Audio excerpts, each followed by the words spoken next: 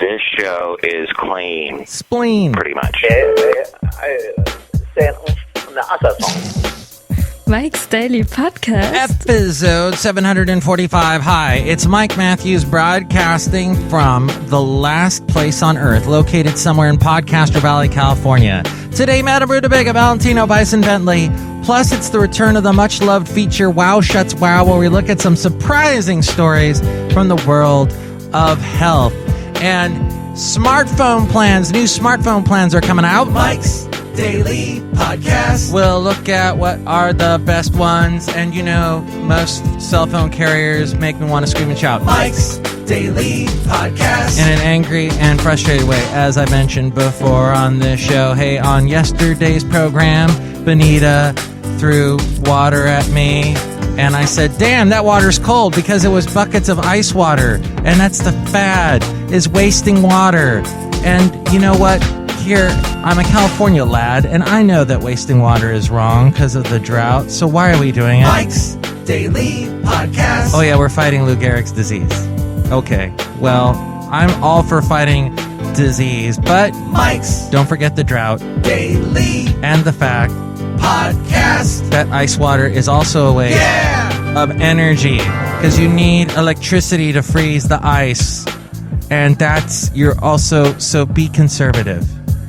Why don't we find something why don't we dump trash on each other? There is so much trash that it will never run out, so we might as well just dump it on top of each other. I'm doing this to help this organization. Here, dump that 7-week-old milk on top of me. Oh, look who just walked in. Hello, my goodness, this is Madame Rootabega, and I'm going to dump some old milk on you. No. Maybe that's not a good idea. The old milk has bad bacteria and cultures in it, and it might end up causing you a disease. Michael Masters, that's very insightful. Yes. I retract my previous statement. But Michael Matthews, you made so many statements. Which one are you retracting? The one that had nonsense in it. Take your pick. Look who else just walked in. Hello there, Mike. This is Valentino, the backing at that thing. And this is Bison Bentley. Do you know that? Mike, we was watching some TV show the other day, and we saw Val Kilmer in it there. Yeah, Val Kilmer. He was the guy that was on the Top Gun. He played Iceman. Do you know that? Yes, Val Kilmer. I know who you're talking about. Yeah, well, you know what? He's puffed up there. Yeah, he's really fat now. Do you know that? Well, guys, you know what? That happens to a lot of white men when they reach their 40s. They just start to puff up. I call them puff-uppies. And there's a lot. You've got your actors like the Val Kilmer, the Patton Oswalt, Vince Vaughn, all these guys. They increase in weight. Mike, there are a lot of puff-uppies that get a lot of work in show business there. Yeah, why is that, Mike? Do you know that? Well, a lot of those actors started out young, and they've made a lot of connections, so they'll always get work because they know people who know people who know people that get them work. And it doesn't matter what you look like at that point. In fact, there are also a group of actors called the Baldies. I fit into both of those groups, I'll just admit. But you've got your Bruce Willises that lost their hair. They're the Billy Bob Thorntons, although he gets some interesting hair weaves for different projects. Your Joey Lawrence's. Let's hear it for Joey. He's bald, and he's beautiful. The majority of white males, this is what happens. We puff up, we lose our hair. It's the thing. Michael Matthews, why don't you become a CrossFitiot, and you will lose all of the weight, and then you can buy a toupee? Yeah, I should do both those things. A vain attempt for vanity to try to regain what I looked like in, I don't know, this one picture that I found in my yearbook from 1986, where I was super thin, had a full head of hair. You know what? Those days are gone. And I'm comfortable with who I am. I'm older and wiser, and there are things that I know that I didn't, and I'm comfortable in my own 45-year-old skin. Mike, you're disgusting. Do you know that? Thank you. So this was interesting. The Sprint and other cell phone carriers, who I hate them all. And I told you about the crazy things that have happened to me because of the wonderful people at Sprint. I changed one little thing in my plan, and all of a sudden my bill at the end of the month ended up being like $300 more than usual. But according to USA Today, in revamping their prices and plans this week, Sprint is joining Verizon and AT&T in letting families share pools of data. The new Sprint plans are available starting today and reward families that need a lot of data, but the company is also keeping an unlimited data plan that's beneficial for individuals and competes with similar T-Mobile offerings. Now that most Americans have cell phones, wireless companies have been trying to lure consumers with lower prices, and to increase revenue from existing customers, they have been pushing services with higher data allotments. Well, USA Today says that there are a few things to keep in mind if you're looking for a wireless carrier. The price you pay for mobile service should only be one factor. In rural areas, you are more able to get high-speed data services with AT&T and Verizon. T-Mobile has improved in many cities. Sprint is still catching up. A plan with a large data allotment won't mean much if you can't use it. Also, if you travel a lot, only T-Mobile offers free data roaming outside the U.S. And finally, the best deals tend to require that you buy a phone at full price or bring your own phone. Buying a phone means paying $600 or more up front for a high-end phone, or spreading that out in monthly installments. With Verizon, you must participate in its Edge installment plan to qualify. Rates for voice, text, and data service go up if you buy a subsidized phone for about $200 with a 2-year contract. For a high-end phone, you are still typically better off accepting the subsidies and paying the higher service rates if you upgrade right at the 2-year mark. All the other tips they have for you for finding a good cell phone, which, by the way, this has to do with health because, well, when you're going on that long calorie-burning walk, isn't it fun to listen to Stitcher on your smartphone and listen to Mike's Daily Podcast on Stitcher? Anyway, what do you think about all this and cell phone carriers and listening to my show on Stitcher? Do you do that? Where do you listen to my show? What do you use to do that? Email me, mikesdailypodcast@gmail.com. And do you love puff-uppies and baldies? We read your comments on the section emails from email. Also email me there if you'd like to be a guest on the show or if you'd like to sponsor the show, mikesdailypodcast@gmail.com.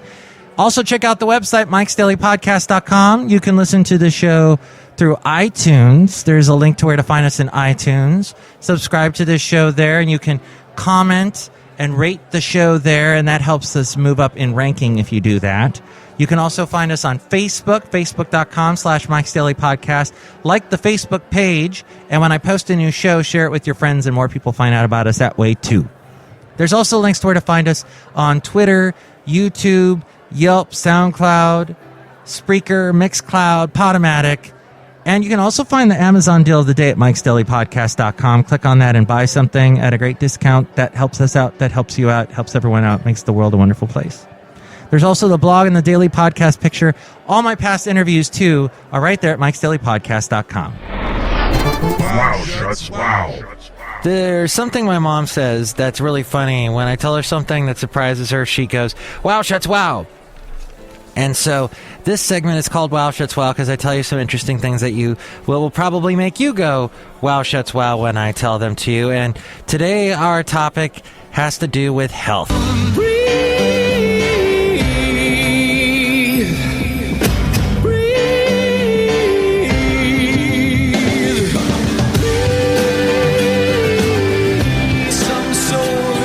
For some of you, allergies may cause you to have a hard time to breathe. If you suffer from hay fever, you might not want to get too stressed about it because the problem might only get worse, according to a new study. This according to Daily Post. Allergy sufferers with persistent stress experience more allergy flare-ups, according to a new study published in the Scientific Journal of the American College of Allergy, Asthma, and Immunology. Stress can cause several negative effects on the body, including causing more symptoms for allergy sufferers. They found in the study that those with more frequent allergy flares also have a greater negative mood, which may be leading to these flares. Researchers from the Ohio State University analyzed 179 patients for 12 weeks. Some 39% had more than one allergy flare. This group had higher stress than the group without allergy symptoms. Of this group, 64% had more than 4 flares over 2 14-day periods. What do you mean? I don't like spam! Spam. The maker of Spam and Muscle Milk, Hormel Foods is paying $450 million to acquire Cytosport, which owns Muscle Milk, sports nutrition drinks, bars, and powders. The move builds on Hormel's push to expand beyond its stable of packaged meats, which includes Dinty Moore stews and its namesake chili with different kinds of protein. Last year, the company also added Skippy peanut butter to its lineup. This, according to the Daily Journal. There we go. They don't put their name anywhere on their paper for some reason. Hormel CEO Jeff Ettinger said people are increasingly looking for portable, easy-to-eat products packed with protein. And yes, we live in a world where we say protein all the time instead of meat.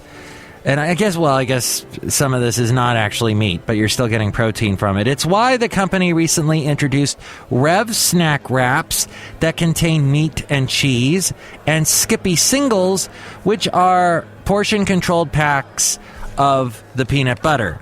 As for Muscle Milk, Ettinger said that the brand's customers tend to be younger and have expanded beyond serious athletes over the years.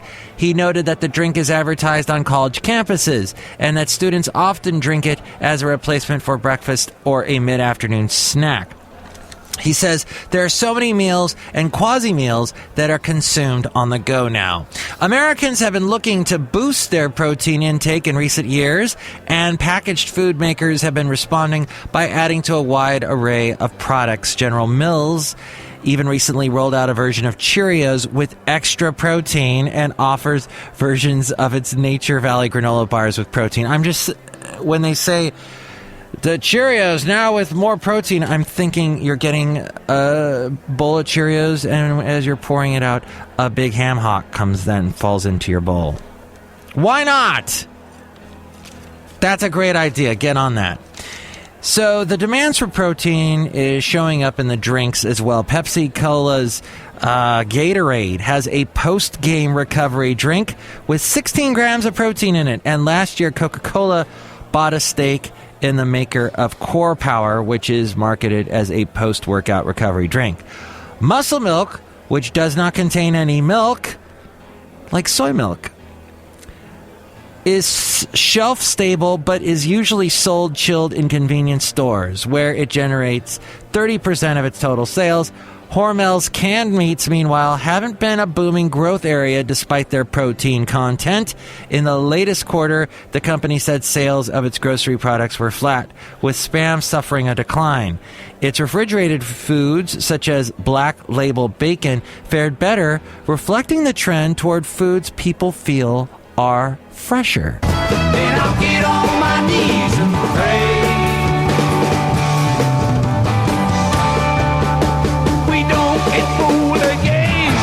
Looks like the American public is trying to fool the government and vice versa. And speaking of health, many of the 8 million Americans signed up under the new health care law now have to clear up questions about their personal information that could affect their coverage. This also according to the Daily Post. A government watchdog group said the Obama administration faces a huge task resolving these inconsistencies, and in some cases didn't follow its own procedure for verifying eligibility. 2 reports from the Health and Human Services Inspector General marked the first independent look at the behind-the-scenes issues that include inconsistencies. The Inspector General found that key personal details submitted by many consumers, such as annual income and citizenship, do not match records that the government has on file. It also found shortcomings in the internal safeguards used by the Federal Insurance Exchange and some state marketplaces to check the accuracy of consumer information. Those personal details are critical because they determine whether an individual is eligible for taxpayer subsidized health insurance, as well as subsidies for monthly premiums.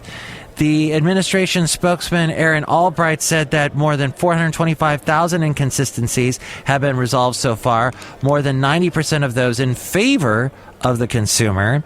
The administration is hoping to clear up the majority of cases throughout the summer, but may yet have to resort to an extension allowed under the health law. The Inspector General said several states running their own insurance markets were also having similar problems.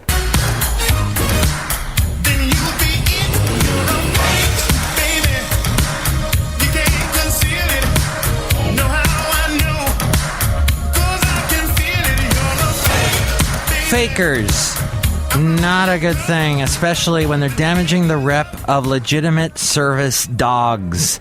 In 2012, a 6-year-old child in Kentucky was killed by what family friends called their medical service dog. In Colorado, a service dog viciously attacked another dog, then turned on his owner when she tried to intervene, biting her several times. Families desperate to improve their children's lives are taken in by extravagant promises of trained diabetic alert dogs who will signal to the parents when their young children have changes in blood sugar levels, even at a great distance. These families have, in some cases, paid hefty fees for what turned out to be untrained puppies as young as 8 weeks old. Shoppers at a supermarket are disgusted when they see a dog licking yogurt containers in their dairy section, and the restaurant diners complain of dogs sitting on chairs and licking the cutlery. When they notify management, these customers are told that the dogs are service dogs, so there's nothing they can do. These anecdotes gleaned from news accounts are examples of a growing problem: fake service dogs everywhere. This unfortunate situation has 2 primary causes. First, unscrupulous or unprofessional trainers, some who are actually trying to help.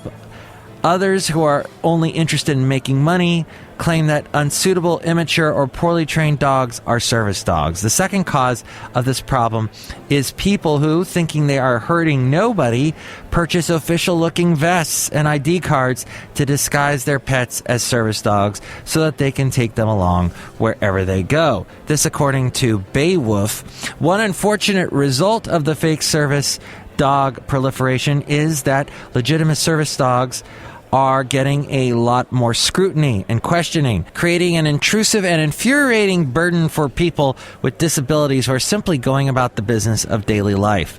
Another effect is that when people see such dogs behaving badly, the public perception of the legitimacy and professionalism of authentic service dogs suffers. Simply put, not all dogs are cut out to be service dogs. A snazzy vest does not turn your pet into a service dog, even if you have a very real disability.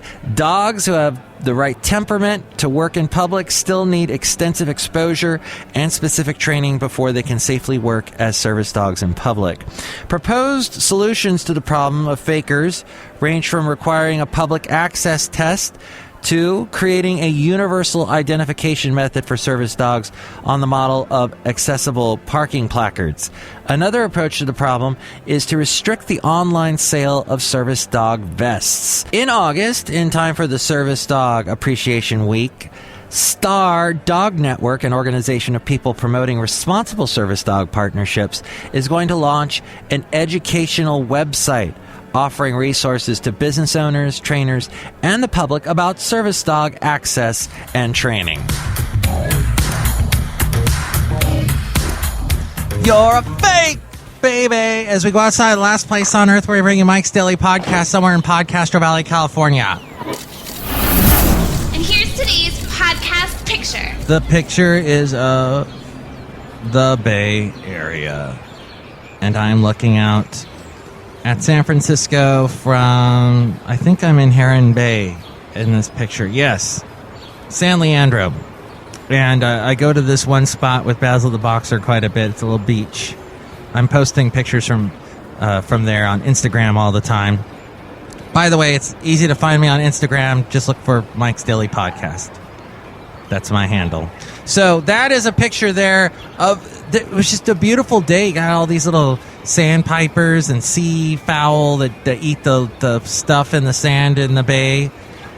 And there in the background, you can see Sutro Tower, and check it out. It's very Bay Area-ish at MIKEs-DAILY-PODCAST.com. Michael Matthew, that picture is also very beautiful. Thank you. I hear Benita likes to throw buckets of ice water on top of you. Ooh. And you like to throw old milk on top of me. What's the deal with this? This is getting out of control.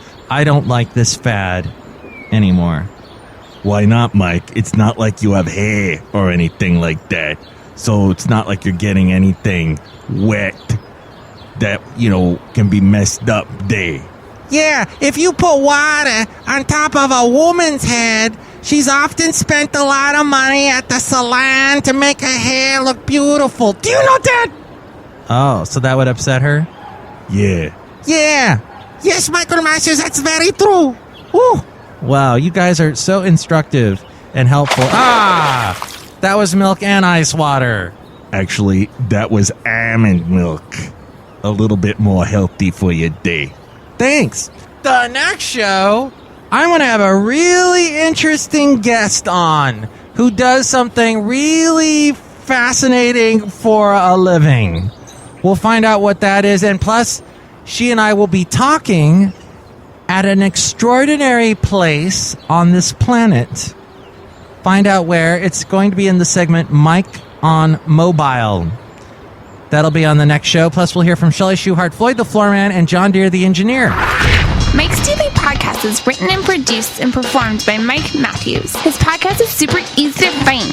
Download or listen to his show and read his blog at MIKES-DAILY-PODCAST.com. Email Mike now at MIKES-DAILY-PODCAST@gmail.com. See you tomorrow. Bye. Michael Matthew, I just spent $5,000 on my hair, so don't put any ice water on it, okay? Okay. I hate you, Michael Matthew, you puffuppy.